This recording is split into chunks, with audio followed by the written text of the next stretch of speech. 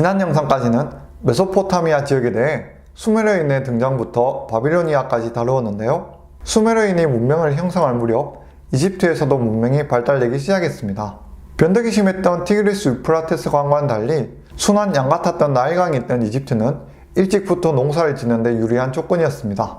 해마다 때가 되면 장맛비가 내려 빗물이 강으로 흘러가면서 강이 불어났는데 서서히 줄어들다 많은 물이 빠져나가게 되면 강변에는 비옥한 땅이 남게 되었죠.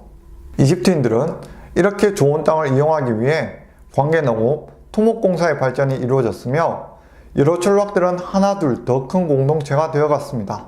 그들은 소와 함께 땅을 고르고 씨를 뿌리며 식량을 자급자족해가는 생활을 이어나가는데 기원전 3200년경에는 지역의 구분에 따라 두 가지 큰 연합군인 상이집트와 하이집트로 나뉘었습니다.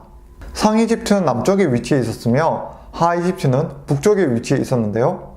여기서 상하이집트 단어의 이상한 점은 상이집트가 북쪽이 아니라 남쪽에 있었다는 겁니다. 이는 나침반의 개념이 없었던 그 시기에는 남쪽과 북쪽을 구분할 수 없었고 강이 출발된 지점이 위쪽이라 생각했는데요. 바로 나일강이 흐르는 방향이 남쪽에서 북쪽으로 흘렀기 때문에 강의 출발지인 남쪽이 상이집트라고 했던 겁니다. 북쪽에 있는 하이집트는 광대한 평지를 차지하고 있었는데 나일 삼각주를 중심으로 농사짓기 좋은 땅과 양을 방목할 수 있어 상이집트에 비해 물자가 풍부한 지역이었습니다. 하지만 환경이 좋았던 하이집트는 여러 명의 지도자가 힘의 균형을 맞추느라 권력의 중심이 이리저리 옮겨다닌 데 반해 남부에 있던 상이집트는 상대적으로 척박한 환경에서 일찍이 힘의 우위를 중심으로 권력이 한 군데로 모이는 형태를 만들었죠. 야망이 있던 왕은 상이집트를 통합한 후 안정적인 군사력을 키워가며 북부에 있던 하이집트의 다수 통치자들을 굴복시키고 고대 이집트의 제1왕조를 세우게 됩니다. 이집트를 최초로 통일한 왕은 메네스로 알려져 있는데 나름메르 왕과 동일 인물로 추측되어지기도 합니다. 이와 관련된 유물로는 메네스 왕의 화장판 혹은 메니스 왕의 팔레트라고 하는 석판이 있는데요.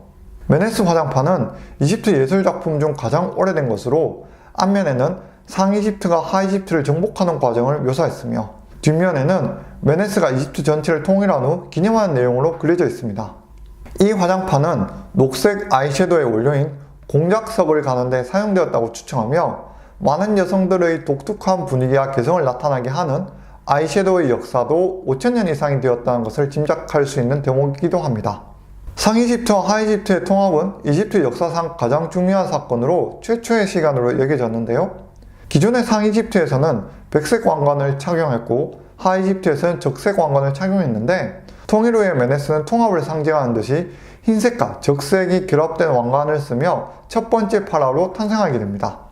이후 메네스의 아들이 수도인 멤피스에 궁전을 세웠는데 궁전에다가 위대한 거처라는 뜻의 페르아라는 이름을 지었고 파라오는 이 페르아라는 명칭에서 유래된 이름이었죠.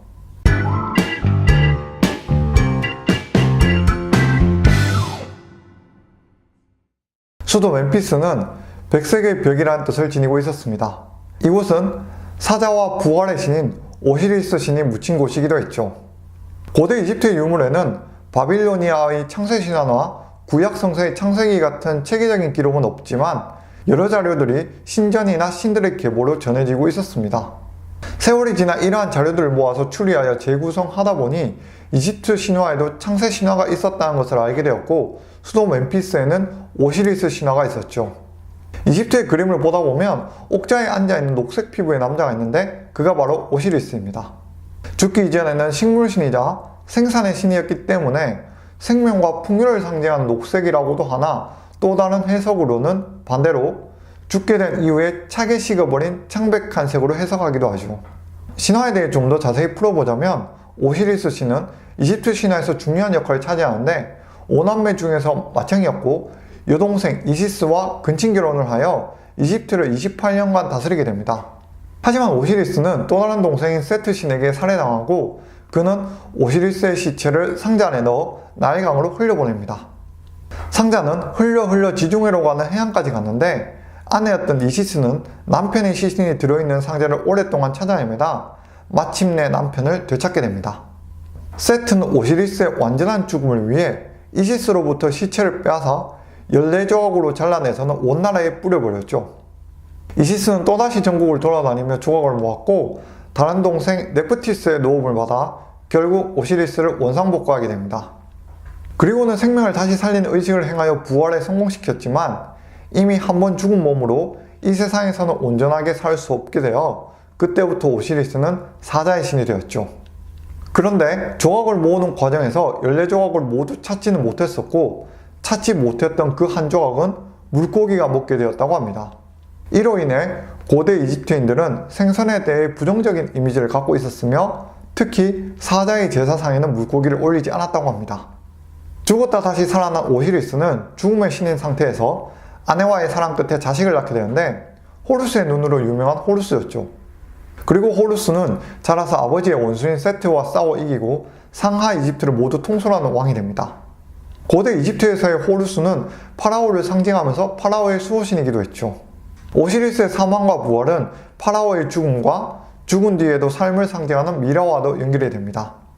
파라오는 살아있을 적에는 호루스의 화신이었지만 죽어서는 오시리스가 되어 서쪽에 있는 죽은 자의 땅을 다스린다고 믿었죠. 오시리스는 이집트 전역에서 숭배되었으며 기원전 4세기 무렵 프톨레마이오스 왕조 시기에는 헬레니즘화로 인해 그리스의 이름으로 하데스와 결합하여 세라피스라는 이름의 신으로 숭배됩니다. 그리고 700~800년간 신앙이 유지되었다가 기원 후 4세기에 접어들어 로마 제국의 그리스도교 국교화로 인해 힘을 잃게 됩니다.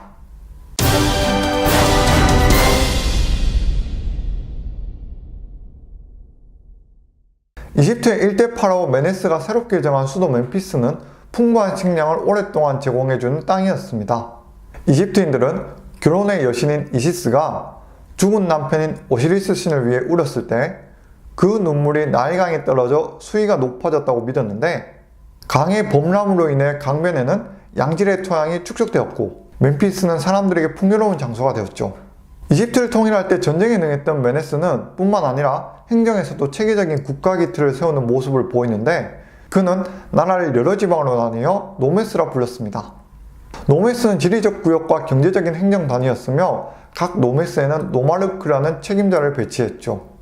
노마르크는 사람들이 신에 대한 외경심과 두려움을 통제하기 위해 종교적인 역할도 하며 각 지방의 고위사제를 겸하기도 했습니다. 또한 파라오 메네스는 통일 이집트에서는 안정적인 국가를 만들기 위해 할 일이 많다고 여겨 법과 경안 산업에도 많은 신경을 썼는데요. 초기 국가 시스템의 중앙 권력화와 법을 집행하며 빠른 국가적 사업을 추진하게 됩니다.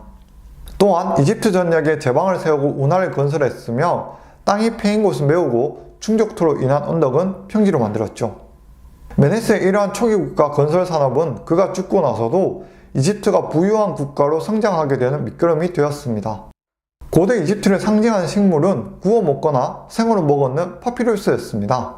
섬유질이 많고 단맛이 나는 파피루스의 주요 목적은 식용으로 대량 생산되었지만 현대사회에서는 먹는 것보다는 종이로 더 유명해졌죠. 파피루스의 껍질을 벗겨내서 얇게 점인 줄기를 가로 세로로 놓고 헝겊으로 덮은 다음 나무망치로 두들겨 얇게 펴 종이를 만들었는데요. 이렇게 종이가 발달된 이집트는 중앙 집권적인 국가 시스템과 맞물려 관료계급에서 서기의 역할이 매우 중요하게 됩니다. 사람들은 태어날 때부터 계급제로 태어나게 되어서 신분을 바꿀 수 없었지만 평민이 귀족만큼의 위세를 부릴 수 있었던 유일한 직업이 서기였기 때문에 부모들은 어떻게든 서기관 시험에 합격시키고 싶어 했습니다. 서기가 되면 몸을 쓰는 노동을 하지 않게 되고 평생 동안 세금도 면제가 되었죠. 10살 무렵이면 학교를 다닐 수 있었으나 이집트의 상형 문자는 약 3,000개 정도의 그림처럼 보이는 문자들이 있었으며 하나하나 기억하면서 조합하는 능력까지 기르려면 극소수의 학생들만이 엘리트로 서기가 되었습니다. 학교는 엘리트를 양성하기 위해 반복과 암기, 측량술 등의 전문적인 기술 분야 등을 학생들에게 엄하게 훈련시켰으며 체벌은 회초리를 이용하여 무자비하게 훈육을 하기도 했죠. 한 예를 들면 아이들의 귀는 등에 있어서 등을 때리지 않으면 말을 듣지 않는다라는 말이 있을 정도였습니다. 어려운 시험을 통과해 서기가 되면 관청의 각 부서에 배치되어 공무를 담당하게 되고 승진하면 고급 관리나 신관이 되기도 했습니다. 오늘은 고대 이집트 역사 첫 번째 시간으로 기원전 3200년에서 3100년경 상하 이집트를 통일한 메네스와 이집트 신화에서 오시리스에 대한 이야기, 그리고 중앙 집권화된 고대 이집트의 서기에 대한 역할로 정리를 해보았습니다. 지금까지 재밌는 역사와 함께하는 지식 유튜브 10분 세계사였습니다.